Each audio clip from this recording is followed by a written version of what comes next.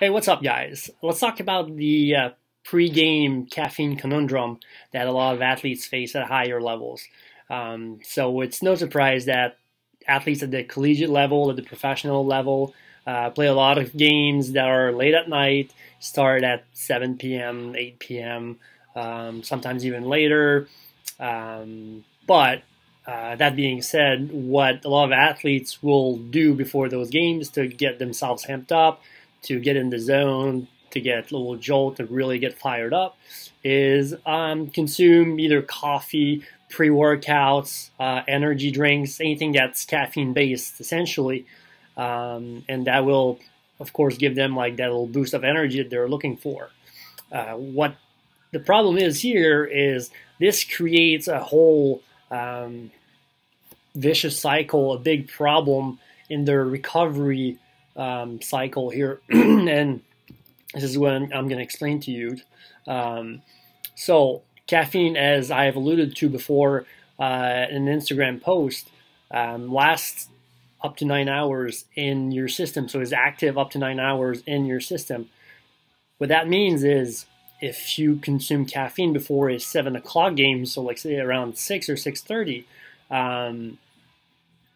the caffeine, whether it be the energy drink or the pre-workout or the coffee, is going to stay in your system up to potentially like 3:30, 4 a.m., which is crazy, you know, and that will dramatically affect your night of sleep and your recovery. And, you know, I've heard so many times athletes tell me I have a hard time winding down after games. I can't fall asleep. I feel wired. There's definitely the energy and the adrenaline from the game that sometimes can be hard to come down from.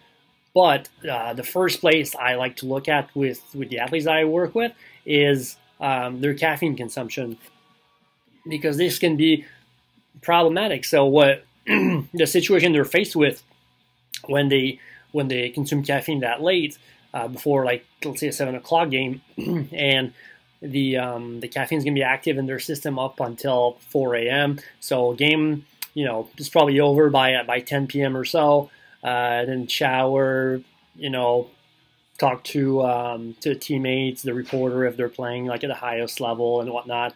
And after that, you know, they're gonna go have food either with their teammates or at home and whatnot. And then next thing you know is they try to go to sleep around maybe midnight, and they are absolutely wired, wide awake in their bed, cannot fall asleep, and that's even if they've taken care of the other big rocks of the sleep hygiene, which is making sure you're not exposing yourself to electronics right before bed, and making sure you're trying to relax and all that stuff.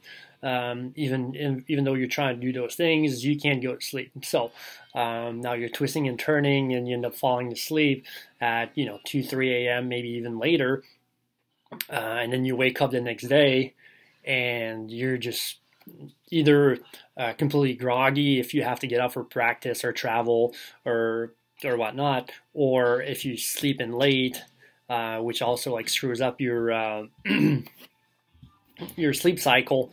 Then you just feel not rested at all, or not rested well enough, and then your next step as a go-to is going to be to reach for more caffeine, and then just to make yourself awake, and then by the time game time comes, you're going to be dragging and not as energized as you should be or as you would like to be. So what are you going to do? Reach for the caffeine again, because you felt like that all day, and you're just trying to bring yourself back up. So you can see how like this can quickly become a vicious circle and really not helping you at all to perform your best. So how do we break the cycle? For one, like avoiding caffeine that late would be the number one step, right? That can be difficult for certain athletes who like to, get fired up and get energized before the game and feeling like, they're ready and the energy level is there. But there's other ways that we can take care of that. I know this is not sound as sexy as like pounding a energy drink and like feeling like I'm ready to go. and your energy might be a little bit more even keel. But in the long run, for your recovery, and especially for the duration of your season, if whether you play 30, 40, 50, 80 games, 120 games in a season, that's going to become a real struggle if you rely on the caffeine before game time. And then the cycle I just explained at night, having a hard time falling asleep, that repeats itself over and over and over again. Think about how that can affect your body over the course of a really long season, like 4 months later, 6 months later down the road, and you've been caught in this vicious cycle every game day. That takes a toll on your body. So solution doesn't sound as sexy, but number one would be to cut the caffeine pre-game.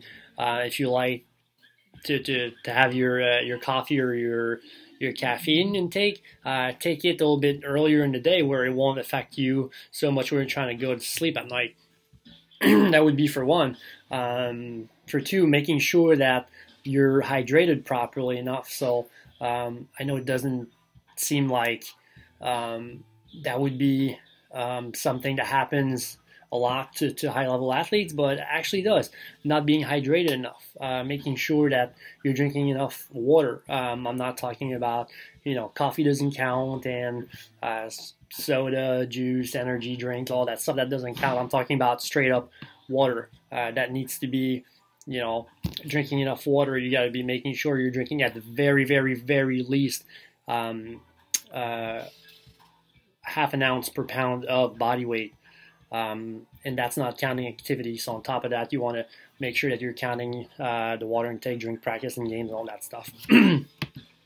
So the other piece of the puzzle would be replacing that with electrolytes. So making sure that your electrolytes are sufficient in your body, making sure your sodium, your potassium, your magnesium especially will be at sufficient levels, and replacing those with the usual coffee before, an hour or two leading up to game time. As you're hydrating yourself, taking some electrolytes can significantly help how energized you can feel. It's not going to feel like a huge caffeine rush, but it can be pretty valuable in terms of feeling energized.